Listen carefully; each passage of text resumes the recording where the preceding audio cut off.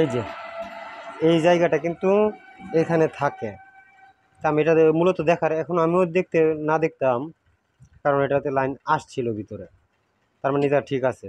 এটার মধ্যে একটা ফিউজ ব্যবহার করে কোম্পানি, 13 এম্পিয়ারের একটা ফিউজ ব্যবহার করে, যাতে এটার ভিতরে কোনো ওভার হিটিং বা কোনো একটা সমস্যা যদি হয় ফিউজটা যাতে কেটে যায়।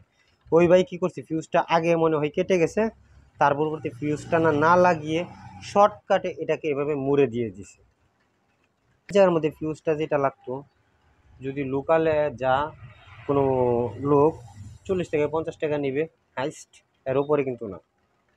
তো ওই ভাই কী করছে, এটাকে এভাবেই লাগাই দিছে।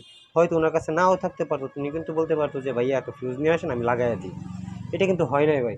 যেই কাজটা করছেন, আমি কোনো টেকনিশিয়ানকে ছোট বা কোনো কিছু করার কারণে বলতেছি না এই কথাটা, শুধু বলার কারণ আমার একটাই, এখানে ফিউজটা আপনারা বাধ্যতামূলক ব্যবহার করার চেষ্টা করবেন। ভাই গ্রাহকে টাকা দিবে তাতে আপনার সমস্যা কি? আপনি কাজ করবেন, কাজের পারিশ্রমিক নেবেন, 10 টাকার গড়িতে আপনি 20 টাকা নেন, গ্রাহক দিতে ইচ্ছুক যদি না হয় তাহলে আপনি কাজটা করবেন না, ঠিক আছে না? কিন্তু এইভাবে কাজ করা আসলে ঠিক না, আমার যেটা মনে হয়।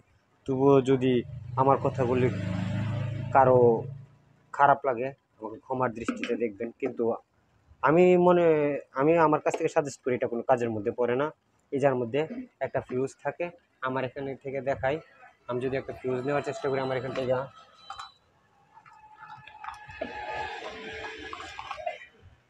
এরকম একটা ফিউজ ব্যবহার করা হয়, ঠিক আছে? ফিউজটা আমি দেখি, এটা কুকারের ফিউজ, যে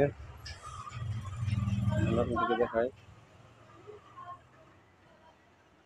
এটা বোঝানোর স্বার্থে বা দেখানোর স্বার্থে, ওনার শুধু সাধারণ গ্রাহকদেরকে প্রতারিত হওয়ার থেকে বিরত থাকার ক্ষেত্রে আমি এটা দেখাচ্ছি।